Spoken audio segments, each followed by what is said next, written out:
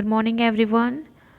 Welcome to my YouTube channel sign learning classes. मैं हूं आपके एजुकेटर नेहा सैनी।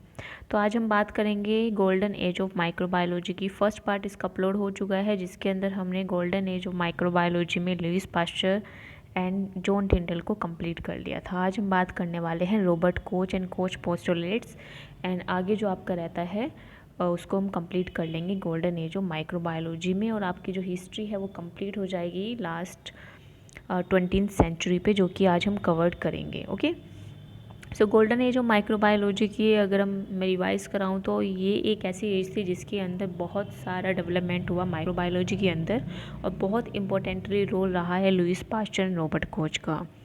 सो लुईस पास्चर का जो एक्सपेरिमेंट था वो ऑलरेडी हम डिस्कस कर चुके हैं। बेसिकली लुईस पास्चर जो थे एक फ्रेंच माइक्रोबायोलॉजिस्ट थे, जिन्होंने एक सीरीज़ ऑफ एक्सपेरिमेंट्स को कंडक्ट कराया to disprove the spontaneous generation theory. Spontaneous generation theory को डिस्प्रूव करने के लिए लुईस पास्चर ने जो एक्सपेरिमेंट कराया था उसमें उन्होंने क्या किया, एक फ्लास्क लिया, ठीक है। उस फ्लास्क की जो नेक थी उसको कैसे कर दिया, एस शेप्ड बना दिया, ठीक है।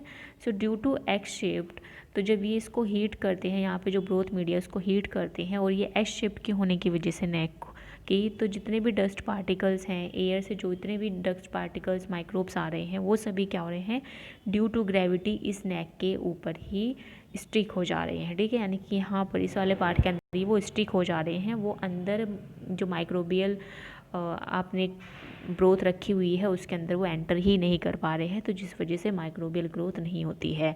फिर सेकंड केस में इन्होंने क्या किया, ये जो आपका फ्लास्क था, ठीक है, ये शेप जो फ्लास्क है इसकी क्या करती, नेक ब्रेक डाउन कर दी। तो जैसे ही नेक ब्रेक डाउन हुई तो डायरेक्ट को क्या हुआ, इस फ्लक्स से डायरेक्ट कांटेक्ट हो गया एयर का, और एयर के थ्रू क्या हो गया, यहाँ से माइक्रोब सेंटर हो गए। माइक्रोब सेंटर होने की वजह से अब माइक्रोब की ग्रोथ दिखने लगी। तो फाइनली जो डिस्प्रूव किया था स्पॉन्टेनियस जनरेशन थ्योरी को, किसने किया, लुईस पास्चर ने किया। ओके, ऑलरेडी हम चीज़ कवर कर चुके हैं। फिर इनका बहुत इंपॉर्टेंट रोल रहा है फर्मेंटेशन प्रोसेस में भी और पास्चराइजेशन प्रोसेस में भी, जो कि हम ऑलरेडी डिस्कस कर चुके हैं। ओके, देन हमने बात की जॉन टिंडल की। जॉन टिंडल ने डिस्कवरी की आपकी, बेसिकली इन्होंने क्या किया, एक बॉक्स बनाया, स्टेराइल बॉक्स बनाया, जिसके अंदर क्या होता था, जो एयर ये पास ऑन कर रहे हैं वो क्या है, बहुत स्टेराइल है, उसके अंदर कोई भी डस्ट है, कोई भी माइक्रोब प्रेजेंट नहीं है। ओके, जिसकी वजह से क्या हुआ, जो उन्होंने इस बॉक्स के अंदर जो ग्रोथ रखी है उस ग्रोथ के अंदर कोई भी ग्रोथ नहीं देखने के लिए मिली, ठीक है। तो यहाँ भी ये भी पॉइंट प्रूव करता है कि स्पॉन्टेनियस जनरेशन थ्योरी जो थी वो गलत थी, ठीक है।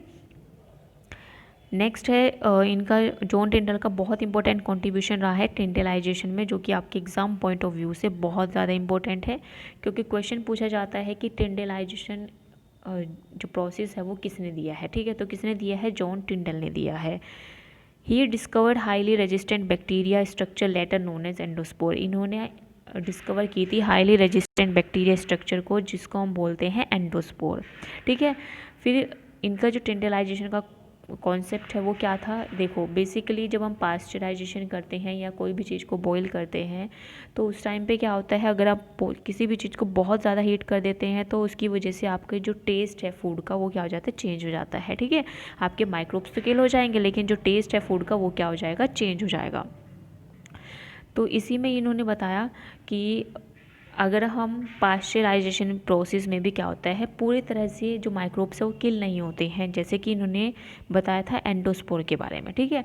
तो एंडोस्पोर को किल करने के लिए आप टिंडलाइजेशन प्रोसेस का यूज़ कर सकते हैं। इसमें बेसिकली आपको पूरा एक 3 to 4 डेज़ वाला जो प्लान है ऐसे चलता है। सबसे पहले आपको क्या करना होता है, मान लो ये आपका फ्लास्क है, इस फ्लास्क के अंदर आपकी ब्रोथ है, ठीक है। इस ब्रोथ को आपको क्या करना है, सबसे पहले हीट करना है कुछ टाइम के लिए, ठीक है। इंटरमीडिएट हीट आपको इसको देनी होती है। हीट किया आपने, फिर इसको रख दिया, फिर इसके अंदर जितने भी माइक्रोब्स बचे हुए हैं, किसी के स्पोर्स बचे हुए हैं, वेजिटेटिव सेल बची हुई है, वो क्या हो जाएंगी, वो ग्रो करेंगी। फिर नेक्स्ट डे आपको क्या करना है, फिर से आपको इसको हीट देनी है, तो जो भी उसके अंदर वेजिटेटिव सेल्स थी वो किल हो जाएंगी। अब इसके अंदर जो स्पोर्स बचे हुए हैं, नेक्स्ट डे क्या होगा, जब इसके अंदर जो भी स्पोर्स एंडोस्पोर्स बचे हुए हैं अगर वो ग्रो कर रहे हैं तो वो भी क्या हो जाएंगे, नेक्स्ट डे वो भी किल हो जाएंगे, ठीक है। तो इसके थ्रू क्या होगा, इंटरमीडिएट हीटिंग की वजह से बेसिकली जो स्पोर्स है वो किल हो जाते हैं। ओके, तो इनका क्या कॉन्सेप्ट था, प्रोलोंग बॉइलिंग और intermediate heating was necessary to kill these spores. यानी कि अगर आप प्रोलोंग्ड बॉइलिंग या इंटरमीडिएट हीटिंग कर रहे हो तो बहुत ज़्यादा ज़रूरी होती है कि स्पोर्स को किल करने के लिए। और इन्होंने ही बताया था आपका एंडोस्पोर का कॉन्सेप्ट भी। So to make the infusion complete sterilize a process known as tyndallization, यानी कि किसी भी मीडिया को या किसी भी मेटल को अगर आप स्टेलाइज कर रहे हैं तो आप इसको कम्प्लीटली स्टेलाइज करते हैं by the help of intermediate heating. Okay, तो उसको हम बोलते हैं टेंडलाइजेशन। इसके बाद नेक्स्ट आते हैं आपके जोसेफ लिस्टर। ठीक है, जोसेफ लिस्टर का बहुत इंपॉर्टेंट कॉन्सेप्ट रोल रहा है माइक्रोबायोलॉजी के अंदर। He is also known as father of antibiotic surgery. इनको फादर ऑफ एंटीबायोटिक सर्जरी भी बोला जाता है। बहुत इंपॉर्टेंट है ये क्वेश्चन भी, क्योंकि ये क्वेश्चन आपके एग्जाम्स के अंदर आते हैं।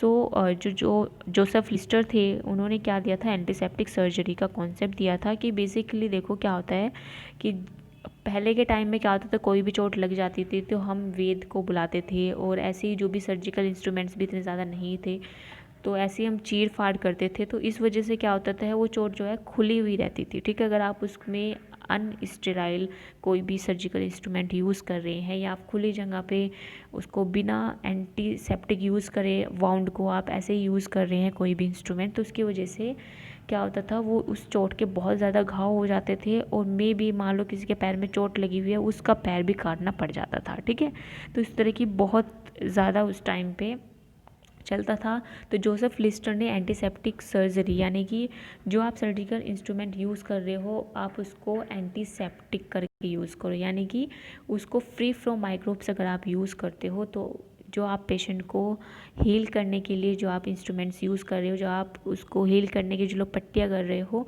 उसकी वजह से क्या होगा, वो जो पर्सन है वो जल्दी से हील भी कर जाएगा और वो ठीक हो जाएगा। ठीक है, तो उस टाइम पे इन्होंने यूज़ किया था। He also devised a method to destroy micro organism. इन्होंने माइक्रो ऑर्गेनिज्म को डिस्ट्रॉय करने के लिए क्या किया था, कार्बोलिक एसिड को भी यूज़ किया था। ठीक है, तो एज एन डिसइंफेक्टेंट वहाँ उस टाइम पे जो यूज़ करते थे कार्बोलिक एसिड यूज़ करते थे। ओके, जिसको आजकल हम एल्कोहल बोलते हैं। नेक्स्ट है आपका रॉबर्ट कॉच के बारे में। ठीक है, अब देखो लुइस पास्चर ने आपका जो स्पॉन्टेनियस जनरेशन थ्योरी को डिस्प्रूव किया था, उसके बाद उनके और भी ज़्यादा कंट्रीब्यूशन रहे हैं फर्मेंटेशन, पास्चराइजेशन, और इसके साथ साथ उनके एंथ्रेक्स, बैसिलस एंथ्रेक्स पे भी वो काम कर रहे थे। तो वहीं से उनका जो कॉन्सेप्ट है, ठीक है, तो जो दो साइंटिस्ट है लुइस पास्चर, रॉबर्ट कोच, इन्होंने इस्टेब्लिश करी थी जर्म थ्योरी ऑफ डिजीज़ को। इनका बहुत इंपॉर्टेंट रोल रहा है जर्म थ्योरी ऑफ डिजीज़ में, जिसको फाइनली एक्सपेरिमेंटल के थ्रू रॉबर्ट कोच ने बताया था। Okay, so the idea that invisible micro organism are the cause of disease is called germ theory. Germ theory क्या है कि जो इनविजिबल माइक्रो ऑर्गेनिजम्स हैं वो क्या करते हैं, वो डिजीज़ कोज करते हैं। पहले के टाइम में मानते थे कि कोई ऐसी इनविजिबल शक्ति है या वाइटल सोर्स है जिसकी वजह से क्या होता है, डिजीज़ हो रही है, या अगर हमसे कोई माता रुष्ट हो गई है इस वजह से डिज़ीज़ हो रही है, या हमने किसी भगवान को कोई चढ़ावा नहीं चढ़ाया तो इस वजह से डिज़ीज़ हो रही है। पर ऐसा नहीं है। जो आपके माइक्रो ऑर्गेनिज़म हैं, जो इनविजिबल माइक्रो ऑर्गेनिज़म्स हैं, वो क्या करते हैं, डिज़ीज़ कोज करते हैं। तो ये आपकी जर्म थ्योरी ऑफ डिज़ीज़, जिसको रॉबर्ट कोच ने बहुत अच्छे से अपने एक्सपेरिमेंट के थ्रू, कोच पोस्टुलेट्स के थ्रू इसको प्रूव भी किया है। Okay, so he demonstrated the role of bacteria causing disease. इन्होंने डेमोस्ट्रेट किया है role of bacteria causing disease, यानी कि जो बैक्टीरिया क्या करते हैं, डिजीज़ कॉज करते हैं। He perfected the technique of isolating bacteria in pure culture. इन्होंने इसके साथ साथ टेक्निक भी बताई है कि किस तरह बैक्टीरिया को आइसोलेट करते हैं प्योर कल्चर के अंदर। Okay, Robert Koch use gelatin to prepare solid media but it was not an ideal, because जो रॉबर्ट कोच थे उस टाइम पे जिलेटिन यूज़ करते थे सॉलिड मीडिया के लिए। आजकल जो हम यूज़ करते हैं, आज के टाइम पे जो हम यूज़ करते हैं वो अगार यूज़ करते हैं, लेकिन उस टाइम पे क्या करते थे, रॉबर्ट कोच जिलेटिन यूज़ करते थे, यानी कि जो हम सॉलिड मीडिया बनाते हैं जिसके ऊपर हम बैक्टीरियाज या अपने माइक्रोब्स को ग्रो कराते हैं। ठीक है, उनके लिए हमने जो न्यूट्रेंट मीडिया बना रहे हैं, तो वो जो सॉलिड मीडिया है उसके अंदर ये क्या यूज़ करते थे, जिलेटिन यूज़ करते थे to solidify this media. Okay, लेकिन ये जो मीडिया था, ये जो सॉलिडिफाई एजेंट था जिलेटिन, ये इतना परफेक्ट नहीं था। क्यों परफेक्ट नहीं था, ठीक है, ये भी देखते हैं। Since gelatin is a protein, gelatin क्या एक प्रोटीन है, it is digested by many bacteria capable of producing a proteolytic enzyme gelatinase. देखो जिलेटिन क्या एक प्रोटीन है जो कि डाइजेस्ट हो सकता है, हो जाता है प्रोटोलाइटिक एंजाइम जिलेटिनेज से, ठीक है, जो कि हाइड्रोलाइज करता है प्रोटीन टू अमाइनो एसिड के अंदर। तो जो बैक्टीरिया हैं वो क्या कर देते हैं, ये जो जिलेटिन है इस प्रोटीन को डाइजेस्ट कर देते हैं by producing enzyme proteolytic exoenzyme gelatinase. Okay, second जिसका कारण है ये अच्छा क्यों नहीं है as compare to agar, it melt when the temperature rises above 25 degree Celsius. जैसे ही आप टेम्परेचर राइज करोगे 25 डिग्री सेल्सियस, ये जो जिलेटिन है ये क्या हो जाएगा, मेल्ट होना स्टार्ट हो जाता है। तो ये भी बहुत यहाँ पे बहुत नेगेटिव पॉइंट रहा है जिलेटिन का, क्योंकि अगर आप बैक्टीरिया को ग्रो करा रहे हो, ठीक है, तो आप उसको एक स्पेसिफिक टेम्परेचर सिर्फ 25 डिग्री तो नहीं दोगे, ठीक है, आप 37 पे भी ग्रो कराओगे, आप 32 डिग्री सेल्सियस पे भी ग्रो कराओगे, क्योंकि हर बैक्टीरिया के एक स्पेसिफिक टेम्परेचर होता है, उसकी कंडीशन होती है ग्रो करने की। तो 25 डिग्री सेल्सियस टेम्परेचर से अगर आप ऊपर चले गए तो उससे क्या होगा, आपका जो जिलेटिन है वो क्या हो जाएगा, मेल्ट हो जाएगा। तो जिस वजह से क्या होगा कि जिलेटिन मेल्ट हो गया तो आपका जो सॉलिड मीडिया वो किसके अंदर कन्वर्ट हो जाएगा, लिक्विड मीडिया के अंदर, यानी कि वो किस में कन्वर्ट हो जाएगी, ब्रोथ के अंदर। ओके, तो फिर उसके बाद क्या हुआ, देखो इसके बाद आपके फैनी हैज़ी आए थे, ठीक है, फैनी हैज़ी जो कि कोच के असिस्टेंट थे, उन्होंने फर्स्ट टाइमली प्रपोज्ड किया अगार को इन कल्चर मीडिया के अंदर, ठीक है। जो अगार है वो सुपीरियर है जिलेटिन से, क्योंकि उसका हाई मेल्टिंग पॉइंट है जो कि 96 डिग्री सेल्सियस एंड सॉलिडिफाई हो जाता है वो 40 to 45 डिग्री सेल्सियस पे, ठीक है। तो बहुत इंपॉर्टेंट है ये आपका जो अगार है, ठीक है। उसको क्वेश्चन यहाँ से पूछा जाता है कि किसने अगार को फर्स्ट टाइम यूज़ किया था कल्चर मीडिया के अंदर, तो वो कौन है, फैनी हैज़ी, ठीक है। फैनी हैज़ी की वजह से ही आज हम अगार को यूज़ कर पा रहे हैं अपने कल्चर मीडिया के अंदर। ओके, क्योंकि उसका जो मेल्टिंग टेम्परेचर है और सॉलिडिफाइड टेम्परेचर है वो क्या है, ज़्यादा है एज़ कम्पेयर टू जिलेटिन। अब बात करते हैं कोच पोस्टुलेट्स की। कोच पोस्टुलेट जो कि पब्लिश्ड हुए थे 1884 के अंदर, and counter stone of the germ theory of disease and are still in the use today. जो उन्होंने जर्म थ्योरी को ध्यान में रखते हुए जो पोस्टुलेट्स दिए थे वो आज भी पोस्टुलेट्स हम लोग यूज़ करते हैं, ठीक है। क्या क्या पोस्टुलेट से, फर्स्ट पोस्टुलेट है, ये क्वेश्चन आपका बहुत इंपॉर्टेंट है, रॉबर्ट कोच से आपका क्वेश्चन पूछा जाता है। कोच पोस्टुलेट्स आपके एग्ज़ाम के अंदर पूछे जाते हैं, आपको लिखने के लिए भी आते हैं। ओके, तो फर्स्ट इनका जो पोस्टुलेट है वो क्या है, the suspected micro organism must always be found in disease never in healthy individual. देखो अगर कोई सस्पेक्टेड माइक्रो ऑर्गेनिज्म है वो किस में मिलेगा, वो आपके डिजीज पर्सन के अंदर मिलेगा, ना कि हेल्थी पर्सन के अंदर। अब अगर किसी पर्सन को डिजीज़ है, ठीक है, तो किसी न किसी माइक्रोब की वजह से हो गई, तो किसके अंदर मिलने चाहिए, जो कि पर्सन बीमार है, ठीक है, जो पर्सन जो डिजीज से पर्सन है वो उसको इसके अंदर क्या मिलेगी, वो जो माइक्रोब है वो उसके अंदर मिलना चाहिए, ना कि हेल्थी इंडिविजुअल के अंदर। ओके, सेकेंड पोस्टुलेट था दी micro organism must be isolated in a pure culture. जो माइक्रो ऑर्गेनिज्म है वो किसके अंदर आप आइसोलेट कर सकते हो, प्योर कल्चर के अंदर आप उसको आइसोलेट कर सकते हो, ठीक है। थर्ड है the same disease must result when the isolated microorganism inoculated in a healthy host. Same disease cause करना चाहिए अगर आप उस जो आइसोलेटेड जो आपने माइक्रो ऑर्गेनिज्म आइसोलेट किया है लैब के अंदर, अगर आप उसको इंसर्ट करते हो किसी हेल्थी पर्सन के अंदर, तो उसको भी क्या करना चाहिए, सेम डिजीज़ होनी चाहिए जो कि आपने डिजीज़ वाले पर्सन से जो माइक्रो ऑर्गेनिज्म आइसोलेट किया था, यानी कि जो पहले पर्सन को जो डिजीज़ थी वही डिजीज़ होनी चाहिए जो आपने सेकंड हेल्थी पर्सन के अंदर जब वही माइक्रो ऑर्गेनिज्म इंसर्ट किया है। ओके, नेक्स्ट है the same organism must be reisolated from the experimentally infected host. और जब आप उसको उस पर्सन के अंदर भी, यानी कि जो सेकंड पर्सन है उसके अंदर भी जब आप उसको आइसोलेट करना चाहोगे तो वो भी वहाँ से आइसोलेट हो जाए सेम माइक्रो ऑर्गेनिज्म। ओके, अब देखते हैं डायग्राम के थ्रू। देखो यहाँ पे दो चूहे आपको दिख रहे होंगे, फर्स्ट है आपका हेल्थी ऑर्गेनिज्म, सेकंड है डिजीज्ड ऑर्गेनिज्म। ओके, तो फर्स्ट पोस्टुलेट क्या कहता है कि जो suspected positive agent must be absent from all healthy organism, यानी कि जो सस्पेक्टेड पॉजिटिव एजेंट है वो क्या होना चाहिए, वो एब्सेंट होना चाहिए हेल्थी ऑर्गेनिज्म के अंदर। ये देखिए डायग्राम में आपको दिख रहा होगा, ये जो है ग्रीन कलर का, ये ग्रीन कलर का क्या है, सस्पेक्टेड एजेंट है, जो कि प्रेजेंट किसके अंदर है, डिजीज्ड वाले पर्सन के अंदर प्रेजेंट है, ठीक है, डिजीज्ड ऑर्गेनिज्म के अंदर प्रेजेंट है, ना कि हेल्थी पर्सन के अंदर। ओके, फिर जब आप इसको सेकंड में क्या कहते हैं, जब आप इस पॉजिटिव एजेंट को, इस सस्पेक्टेड एजेंट को जब आप आइसोलेट करोगे तो वो लैब के अंदर आपका आइसोलेट हो जाना चाहिए न्यूट्रेंट मीडिया पे। ओके, आइसोलेट हो गया।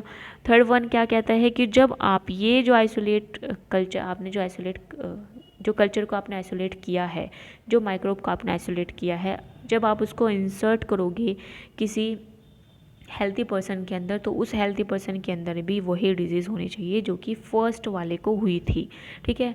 तो फर्स्ट वाले की क्या हो गई थी, डेथ हो गई थी, तो इसमें भी क्या होना चाहिए, उसकी डेथ होनी चाहिए। ओके, नेक्स्ट है, जब आप इस डेथ वाले यानी कि इस डिजीज्ड ऑर्गेनिज्म से जब आप जो माइक्रो ऑर्गेनिज्म उसको आइसोलेट करोगे, तो उसके अंदर भी यही सस्पेक्टेड एजेंट प्रेजेंट होना चाहिए जो कि आपका फर्स्ट केस में था, ठीक है, वही सस्पेक्टेड एजेंट प्रेजेंट होना चाहिए जो कि आपका फर्स्ट केस में था, यानी कि वो ग्रीन कलर का एजेंट आपका मिलना चाहिए और वो आइसोलेट हो जाना चाहिए लेबोरेटरी कल्चर, लेबोरेटरी के अंदर न्यूट्रिएंट मीडियम पर। ओके, तो ये क्या थे, आपके 4 पोस्टुलेट्स थे। फिर इसके बाद जो कोच है उनके एक अनादर असिस्टेंट थे रिचार्ड पैट्री, ठीक है, रिचार्ड पैट्री ने 1887 के अंदर डेवलप की थी पैट्री डिश को, जिसकी वजह से आज हम क्या कर पा रहे हैं, अपनी लैब के अंदर सॉलिड कल्चर मीडिया का जो कंटेनर है, यानी कि जो हम पैट्री प्लेट यूज़ करते हैं जिसके अंदर हम अपना मीडिया डालते हैं, उसके अंदर हमारे माइक्रो ऑर्गेनिजम्स ग्रो करते हैं, वो किसकी देन है, वो देन है रिचार्ड पैट्री की 1887 के अंदर। Okay, so this contribution of Robert Koch, Fanny Hesse and Richard Petri made possible the isolation of pure culture of microorganism. तो फैनी हैजी, रिचार्ड पैट्री और रॉबर्ट कोच की वजह से ही पॉसिबल हो पाया है कि हम आइसोलेट कर सकते हैं pure culture of microorganisms को, and directly stimulated progress in all areas of microbiology. और इसकी वजह से क्या हुआ, बहुत ज़्यादा प्रोग्रेस हुई है माइक्रोबायोलॉजी के अंदर। So that's all for today, मिलते हैं नेक्स्ट सेशन में। इसके बाद हम इससे आगे के टॉपिक्स में बात करेंगे और जो साइंटिस्ट आए हैं जिन्होंने इम्पोर्टेंट रोल रहा है गोल्डन एज ऑफ माइक्रोबायोलॉजी के अंदर, उन सभी के बारे में बात करेंगे।